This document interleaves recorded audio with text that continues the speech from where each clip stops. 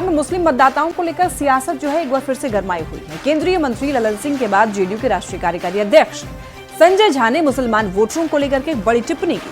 कहा है कि वो जेडीयू को वोट नहीं देते तभी तो उनका वोट विपक्ष को मिलता है। उन्होंने उनके लिए भी कुछ नहीं किया है। रिपोर्ट देखिए।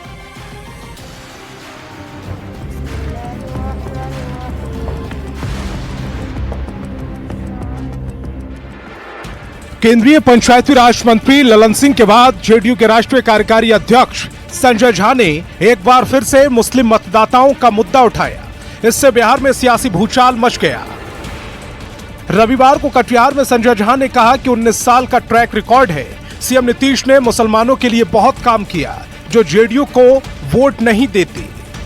2025 में उनके पास एक मौका है कि सीएम नीतीश को वोट देकर पुराना हिसाब बराबर कर ले। हम जरूर कहेंगे कि भाई जो लोग नहीं भी देते हैं एक मौका है 25 में, पुराना हिसाब बराबर कर दीजिए। संजय झा मुस्लिम बहुल इलाके वाले सीमांचल के कटिहार में जेडीयू के कार्यकर्ता सम्मेलन में पहुंचे थे। उन्होंने बातों ही बातों में मुस्लिम मतदाताओं की ओर इशारा करते हुए कहा कि सीएम ने सबके लिए काम किया है। अगर उन्हें भी लगता है कि सीएम नीतीश ने उनकी सेवा की है तो उनकी आत्मा गवाही देगी। इस बार कम से कम उन्हें सीएम नीतीश को वोट देना चाहिए। तो इस बार कम से कम नीतीश कुमार जी कैसे लोग जो नहीं कभी वोट दिए इस बार दे दीजिए वोट। ऐसा लग रहा है सर कि नहीं भी दिया है लोग। अब तो भाई नहीं दिया तभी ना विपक्ष को वोट मिलता है। बिना नाम लिए संजय झा ने पूरी बात स्पष्ट कर दी। उन्होंने साफ साफ कहा कि वो सीएम नीतीश को वोट नहीं देते तभी वो विपक्षी यानी आरजेडी को वोट मिलता है। सीएम नीतीश के सुशासन का जिक्र करते हुए कहा कि एक दिन भी नीतीश राज में कर्फ्यू नहीं लगा। यहाँ तक कि भागलपुर दंगा पीड़ितों को भी मुख्यमंत्री नीतीश के राज में ही न्याय मिला। जिनको वोट दिए जो भी लोग उन्होंने क्या किया उनके लिए? भागलपुर दंगा कांड हुआ और न्याय नीतीश कुमार जी ने बीजेपी के साथ थे तब दिलवाया। सच्चाई है ना सामने। लोकसभा चुनाव के बाद सबसे पहले सीतामढ़ी में जेडीयू सांसद देवेश चंद्र ठाकुर ने मुस्लिम वोटरों को लेकर खुलकर अपनी बात रखी। उसके बाद उपचुनाव में सीएम नीतीश ने खुद अल्पसंख्यकों के लिए किए गए काम को सारे मंच पर गिनवाया। अब ललन सिंह और जेडीयू महासचिव गुलाम रसूल बलियावी के बाद संजय झा की टिप्पणी मुस्लिम मतदाताओं को लेकर पार्टी के रुख को स्पष्ट कर रही है। अब ये देखना होगा कि इस बार क्या सियासी प्रतिक्रिया सामने आती है। कटिहार संवाददाता सुब्रत गुहा के साथ ब्यूरो रिपोर्ट, न्यूज़ 18।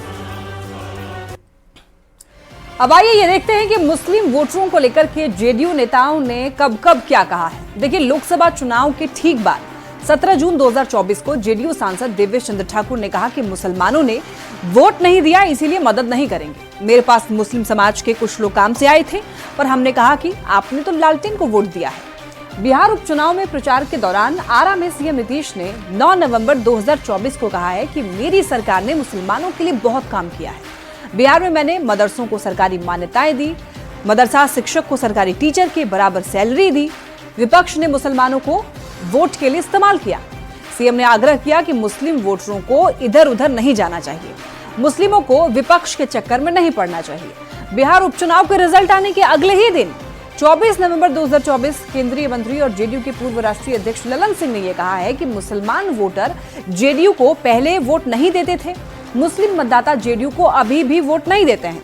इधर सीएम नीतीश जानते हैं कि कौन वोट देता है और कौन नहीं। इसके बाद जेडीयू के मुस्लिम नेताओं ने भी पार्टी के बड़े नेताओं का समर्थन किया।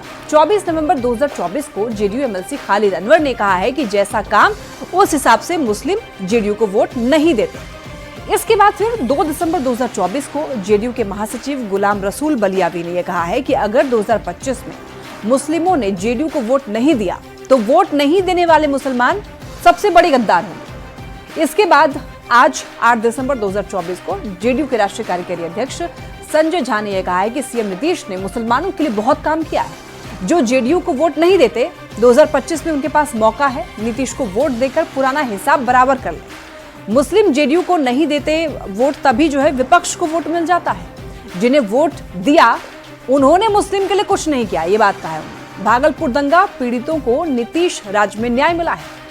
अब ऐसे में आइए ये समझते हैं कि जेडीयू को मुस्लिम वोट नहीं मिलने की टीस आखिर क्यों है।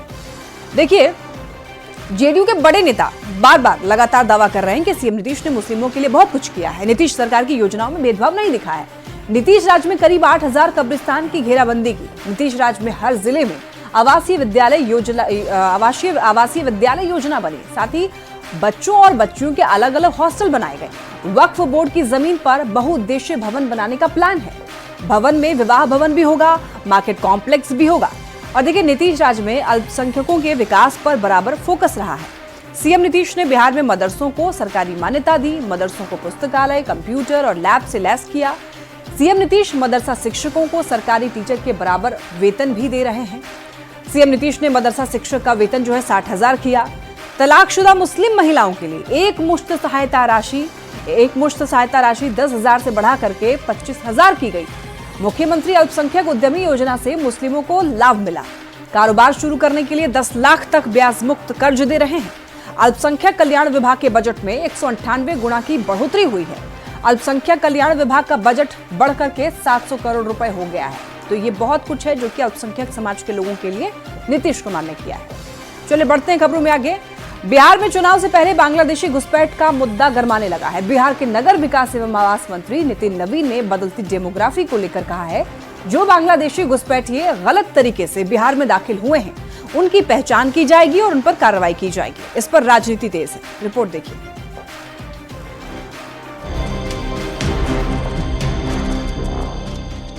बिहार में बांग्लादेशी घुसपैठ के मुद्दे को लेकर एक बार फिर से सियासत गर्मा गई है। बिहार में जो भी लोग गलत तरीके से दाखिल हुए हैं, नीतीश सरकार उनकी जांच कर कार्रवाई करने जा रही है। रविवार को बिहार के नगर विकास एवं आवास और विधि मंत्री नितिन नवीन ने कहा कि अगर बांग्लादेशी घुसपैठियों के कारण बिहार की डेमोग्राफी बदल रही है तो निश्चित रूप से इसकी जांच होनी चाहिए। जो भी लोग बांग्लादेशी घुसपैठियों की मदद कर रहे हैं, इनकी जांच कर ऐसे लोगों पर भी कार्रवाई होनी चाहिए। बिहार के संसाधनों पे बिहार के लोगों का हक होगा, भारत के संसाधनों पे भारत के लोगों का हक होगा। इसको कोई और लोग ले तो निश्चित रूप से इस पर कार्रवाई होगी। बीजेपी कोटे से मंत्री नितिन नवीन के इस बयान पर जेडीयू की ओर से भी प्रतिक्रिया सामने आई। जेडीयू प्रवक्ता ने दलील दी कि बिहार में नीतीश सरकार जाति आधारित गणना कर रिपोर्ट जारी कर चुकी है। अगर फिर भी किसी को लग रहा है कि घुसपैठ हुई है तो ये राष्ट्रीय सुरक्षा का मुद्दा है। इस पर केंद्र को संज्ञान लेना चाहिए। लोगों की गणना हो गई, उसके रिपोर्ट भी पब्लिश कर दिया गया, तो उसके बाद भी अगर किन्हीं को लग रहा है कि बिहार में कोई दूसरे देश के लोग प्रवेश किए तो राष्ट्रीय सुरक्षा का विषय है। ये तो भारत सरकार को देखना चाहिए। ये तो राष्ट्रीय सुरक्षा का विषय है। बिहार में बांग्लादेशी घुसपैठ के मुद्दे को विपक्ष हवा हवाई बता रहा है। झारखंड में बीजेपी की करारी हार पर चुटकी लेते हुए आरजेडी ने कहा कि पड़ोसी राज्य में भी प्रधानमंत्री मोदी और गृह मंत्री अमित शाह ने बांग्लादेशी घुसपैठ का मुद्दा बनाया, लेकिन इसका हश्र क्या हुआ, परिणाम सबके सामने है।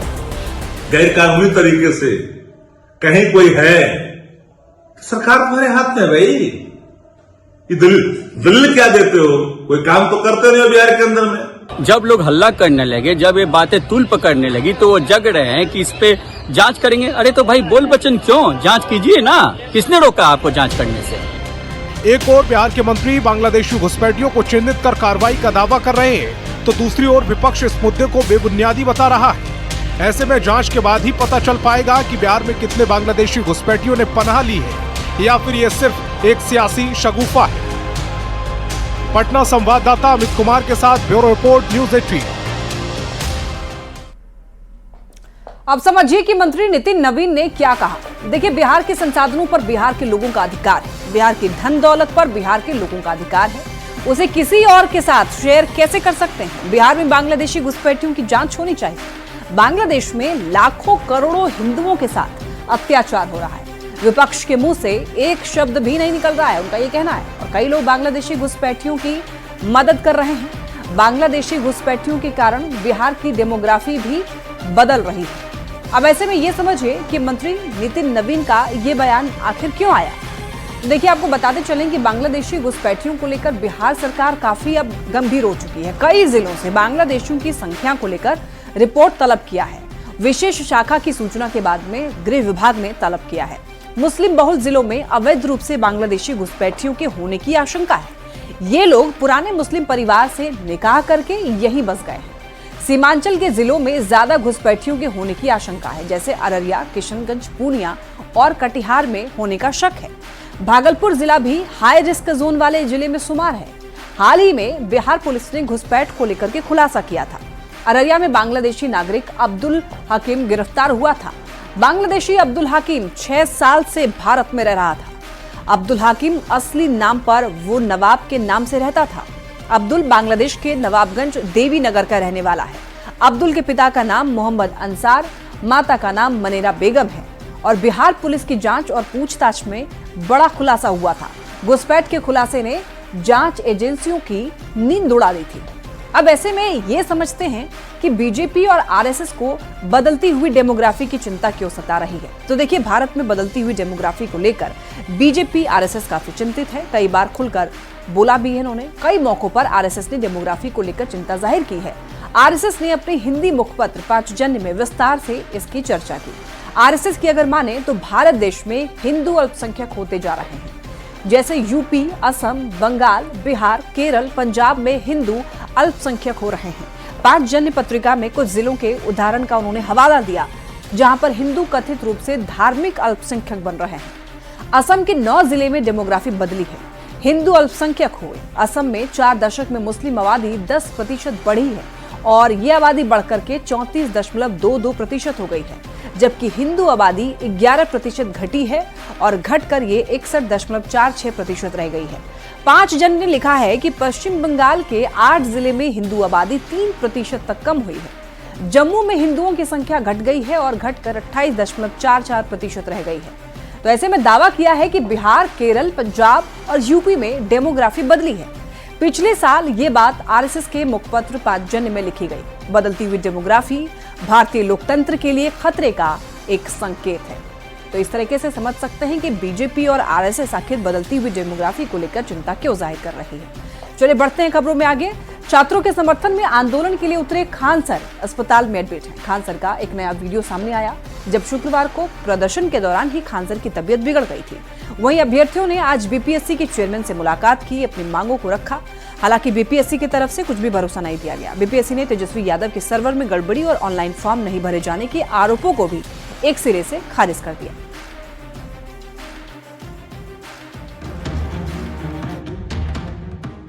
पटना के एक निजी अस्पताल में खान सर एडमिट हैं। खान सर से मिलने लोग लगातार अस्पताल पहुंच रहे हैं। डॉक्टरों का कहना है कि खान सर का बीपी काफी बढ़ गया है और दवा से इसे कंट्रोल किया गया है। खान सर के अस्पताल में एडमिट होने से पहले की भी तस्वीर सामने आई है, जिसे किसी ने नहीं देखा है। नए वीडियो में साफ दिख रहा है कि प्रदर्शन के दौरान ही खान सर की तबीयत बिगड़ गई थी। शुक्रवार को प्रदर्शन के दौरान खान सर को मदद की जरूरत पड़ रही है। खान सर को गुरु रहमान मदद कर रहे हैं। उन्हें उठाकर भीड़ से दूर किया जा रहा है। खान सर मंच पर छात्रों के समर्थन में आए थे, लेकिन मंच पर उनका ये हाल होगा ये किसी को नहीं पता था। कि जो डिहाइड्रेशन का स्टेटस था वो तो काफ़ी इम्प्रूव्ड हुआ है और जो पहले कफ था उसका भी इंटेंसिटी एंड फ्रीक्वेंसी कम हुआ है, बट कफ अभी भी काफ़ी है। एक तरफ खान सर अस्पताल में एडमिट हैं, तो दूसरी तरफ अभ्यर्थियों ने बीपीएससी के चेयरमैन से मुलाकात की। छात्रों और चेयरमैन के बीच करीब 2 घंटे कई मुद्दों पर बात हुई। जब अभ्यर्थी बाहर निकले तो उन्होंने बताया कि 2 मांगें अध्यक्ष के सामने रखी गई हैं। पहली ये कि जो लोग फॉर्म नहीं भर सके थे उन्हें फॉर्म भरने का मौका दिया जाए, और दूसरा ये कि कई लोग घायल हैं, वो परीक्षा नहीं दे सकते। उनके बारे में बिहार लोक सेवा आयोग सोचे, लेकिन आयोग इस पर कुछ भी साफ नहीं बोल रहा है। रीओपन करने की ही बात मेन थी हमारी, क्योंकि 80,000 लोग उसमें है और जो 4 लाख लोग परेशान हुए हैं मानसिक रूप से, इसमें इस चीज को लेकर भी बहुत ज्यादा हम लोग बात उठाए हैं। लेकिन यहाँ पे डिप्टी सीएम सर के बात का ये खंडन हो रहा है कि आप सिर्फ 80,000 का प्रतिनिधित्व करते हैं। आयोग को हम लोगों ने अवगत कराया जितनी भी बातें थी स्टूडेंट्स की प्रॉब्लम से, जैसे कि रेलवे का एग्ज़ाम है, सीटेट का एग्ज़ाम है, कुछ बच्चे चोटिल है जो एग्ज़ाम में हो सकता है 13 तारीख को ना पहुंच पाए। उसके साथ साथ जो OTR का प्रॉब्लम था, सर्वर प्रॉब्लम था, जिन बच्चों का OTR हुआ है लेकिन फॉर्म पूरी तरीके से फिल नहीं हुआ है, उनका हम लोग सबूत लेके भी गए थे और सबूत के साथ हमने बात की है। सारी बातों को सुनने के बाद उनका कहना है कि विचार करेंगे, तो अब विचार करेंगे तो हम लोग भी अब वेट करेंगे उनका। वहीं पूर्व डिप्टी सीएम तेजस्वी यादव के आरोप पर भी बीपीएससी ने सफाई दी है। बीपीएससी ने सर्वर में खराबी और ऑनलाइन फॉर्म नहीं भरे जाने के आरोपों को तथ्यहीन बताया। बीपीएससी का दावा है कि परीक्षा के लिए 28 सितंबर से 18 अक्टूबर तक ऑनलाइन आवेदन की मांग की गई थी। अभ्यर्थियों के लिए 4 नवंबर तक आवेदन की तारीख बढ़ाई गई।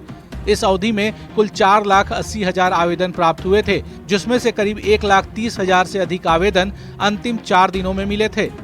सर्वर में खामी से जुड़ी शिकायत आधारहीन है। न्यूज 18 के लिए पटना से रजनीश कुमार, संजय कुमार और धर्मेंद्र की रिपोर्ट।